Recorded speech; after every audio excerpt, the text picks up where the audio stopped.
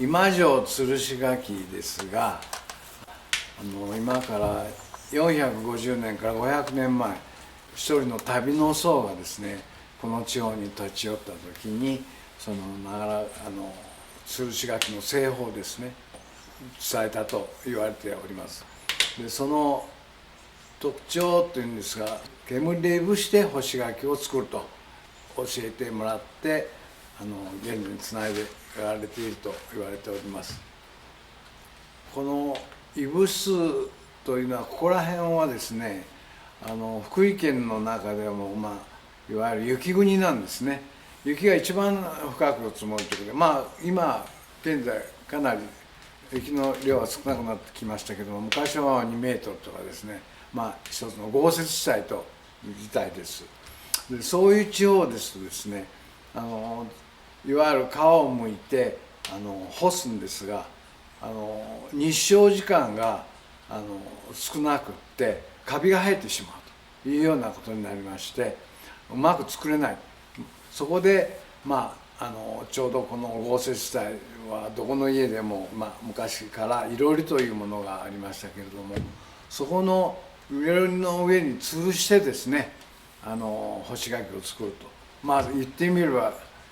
燻製っていうんですかね。その、燻製そのものは味もそれなりの燻製っていうちょっと深い、簡単甘いというよりも奥深い甘みが出るっていうんですかね、そういうような気がしております。それからもう一つ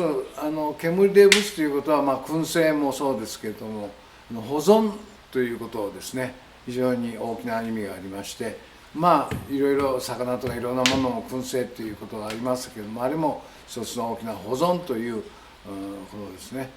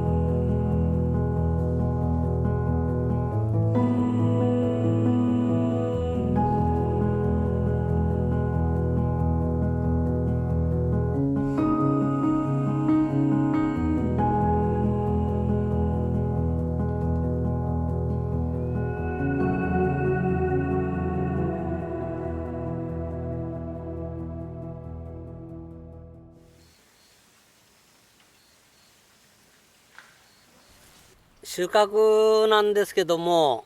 ここらは長良柿の木が背が高いですから、私はしごを使って、取ります。はしごとはしごの一番上に登って、それであとハサミだけというような道具を使って収穫するんですけども、それを柿のこうできてますと、ここへ挟むんですね。挟んでポキッと、柿は割と折れやすいんで、ポキッとひねって折って収穫をします。取った柿をカゴの中へ入れると。でカゴがいっぱいになったらロープでスルスルと下の方に下ろすと、そういうような形です。でもう一つ注意せないかんのは、柿の木はしわらなくてポキッと折れるような性格っていうんですかね、木の特徴があるんで、細い枝に足をかけたりして、ポキッと折れて、落下するとか、そういうこともあるんで、その点も注意が必要かなというような感じです。であとはこの取った枝を柿縄とかいろんな道具に吊るすんで、こういう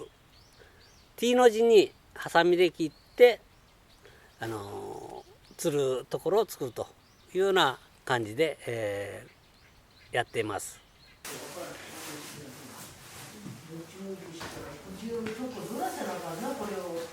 お願いします。おはようございます。おはようございます。お願いします。お願いします。収穫してきた、柿は枝切りとか、そして、重さを測って選別をします。それなんでするかっていうと、乾燥炉の中に入れた時に大きい柿と小さい柿ではこう乾燥するスピードっていうんですか、それが変わってきます。ですから今専用の測りを使ってL、この柿は L ですよ、これは 3L ですよとか、いろいろランク分けをします。選別終わったら皮むきをするわけなんですけども、この長良柿については昔から伝わってる専用の皮むき、それでヘタ回しっていうんですかね、上の方と縦向きでこういうふうな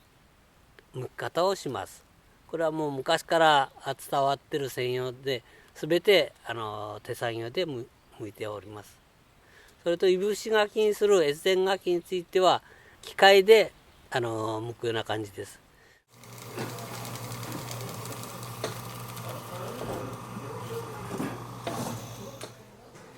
皮むいたら今度吊るして乾燥炉入れるわけなんですけども、この吊るす方法もちょっと長良柿と越前柿ではちょっと変わります。長良柿は昔から柿縄という道芝という草で作った柿縄に先端が輪っかついてるもんですから、そこへよじって吊るすと竹竿に10個かけるようになります。それと柿縄にかけないやつはプラスチックの専用のプラスチックで吊るすようになります。それもこういう輪っかがあるところへこの枝を切った T の字にしたところを引っ掛けて吊るします。それといぶし柿にする越前柿はこの T の字がありません。それは専用のクリップみたいな挟むやつがあるんで、それに挟んで吊るすような感じになります。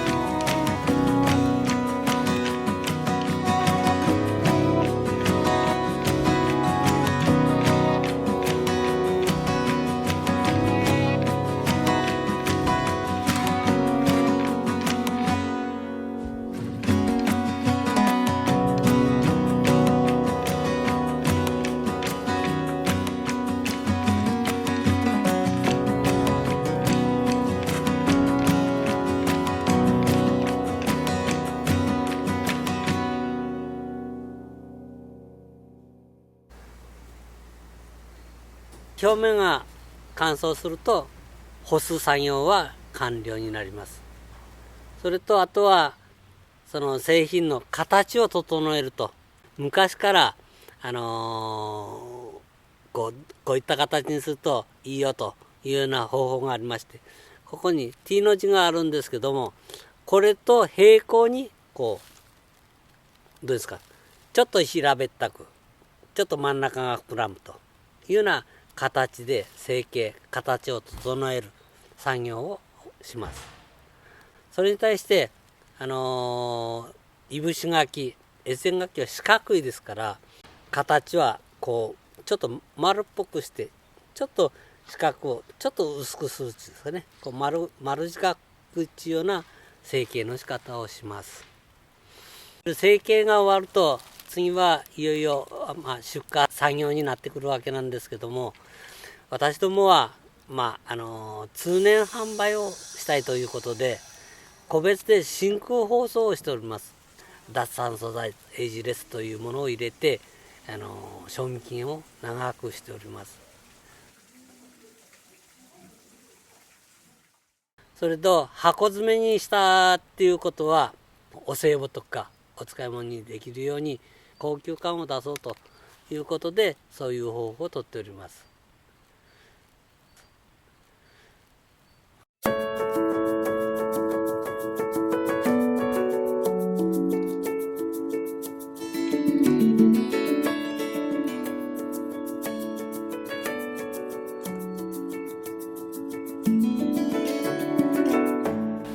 サンキューを作った理由なんですが、これどこの特産品もですね、同じような現象だと思います。同じ現象っていうのは、言ってみればこういう地方的には高齢化とかですね、それから過疎化、そういう現象ですね。現象が華々しく、特にここら辺の山間地でもその現象が非常に激しくて、こういう地方の特産品というものはですね、だんだん作り手がいなくなっていると、少なくなっているという現状があります。今城の吊るし柿も同じようなそういうことで、生産量はですね、この10年20年3年激変している現象があるんですね。それでせっかく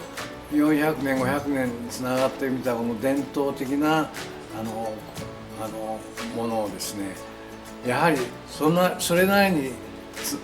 つながってきたというのは、それなりの特徴がありまして、いいところがあるからつながってるんですね。それはやはり我々としては次世代にも絶やさなくてつなげていきたいという思いでこのサンキューという会社を作りました。一番の難しさっていうのはやはりいぶす工程ですかね。自然のものですので、非常に大きなばらつきがたくさんあります。その状態に応じていぶし方も時間を長くしたり短くしたり調節するんですが、火の加減、そういうもろもろの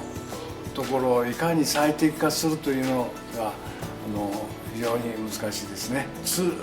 干し柿、吊るし柿なんですが、それは昔からですね、お年寄りっていうんですか、そういう人たちが子供の頃ね、懐かしい味として食べてもらうということが